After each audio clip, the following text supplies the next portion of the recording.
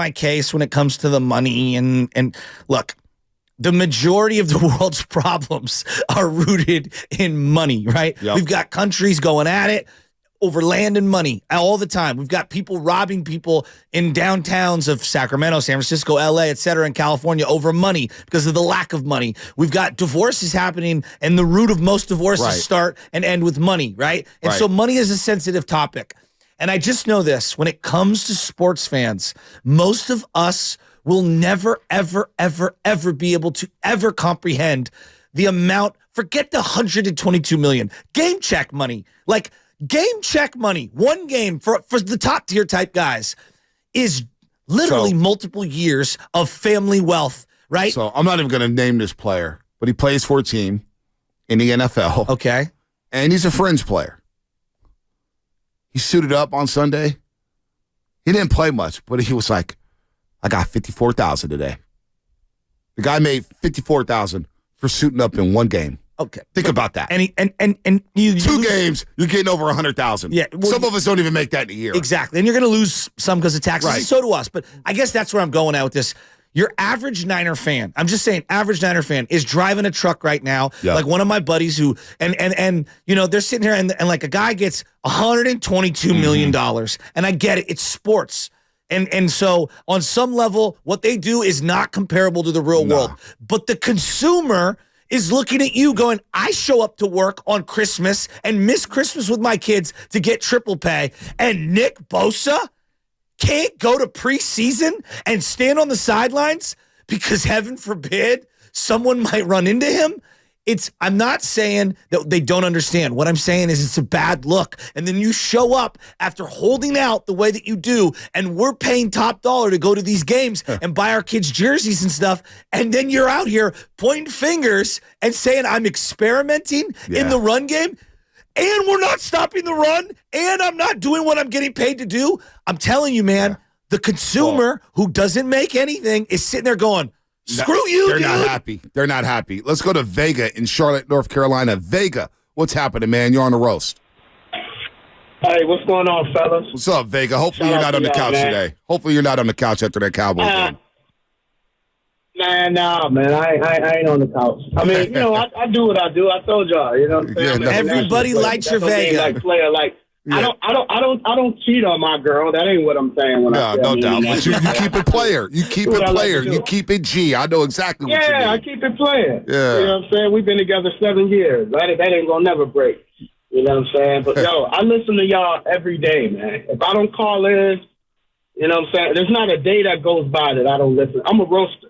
You understand what I'm saying? Yep. I might be in the studio all night, doing what I do all night, writing for probably some of your favorite artists, ghostwriting, doing things for myself. I get up in the morning, take my son to school. Sometimes I don't call in. But there's not a day that goes by that I don't listen. Well, appreciate that. And thank you. With this man, I'm a roaster, man. I'm a treat y'all and see if I can send out some T-shirts because I do my own merch too. I'll make some morning roast T-shirts. Let's go. There you go. I'll rock that. We like that. Real talk. I tweeted you too, Bonte. I sent a picture of me at the Cowboys game.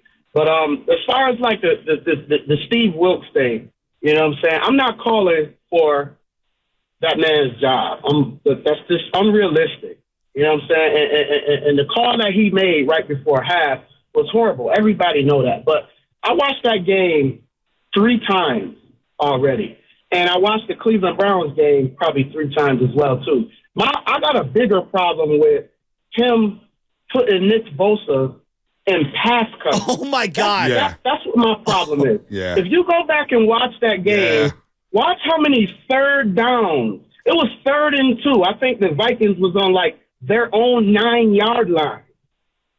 And Nick Bosa is in pass coverage. It was 2nd and 15. We paid this man $100 and something million, not the check wide receivers and tight. Oh man. Hey, I'm going to tell you. I have it written right here. 2nd and 15. Check down to Hawkinson. Yeah. Bosa's in coverage? Yeah. And I highlighted it. Yeah. Bosa's in coverage? That was weird. Hey. We're experimenting with Bosa guarding tight ends now. Well, here's what Steve are Wilks. we doing? But here's Steve Wilks on the defense. Here's Steve Wilks. He doesn't know this defense. I think you have to because it's based off the defense. This defense is a unique defense, and there's certain things that go with that particular defense, and I'm learning that, and there's certain things that you can't sway away from.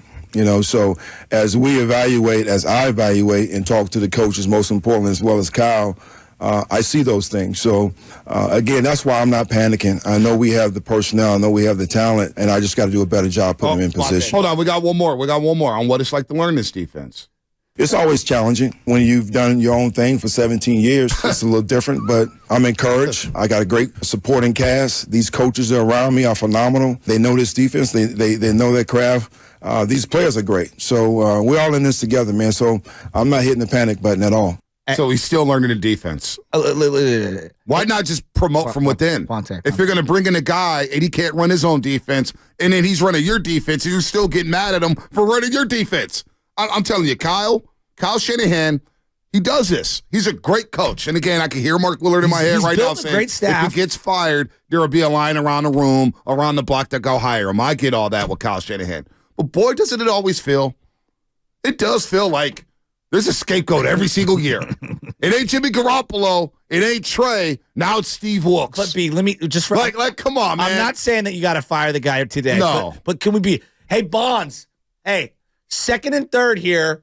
There's 2 outs. It's the bottom of the 9th, and we're down 2. I need you to bunt. It's the middle of the third quarter. The game is still in the balance, and it's a 2nd and 13. This is a passing situation. Right. Hey, Bosa, drop in coverage. Dog, know the personnel. Come on.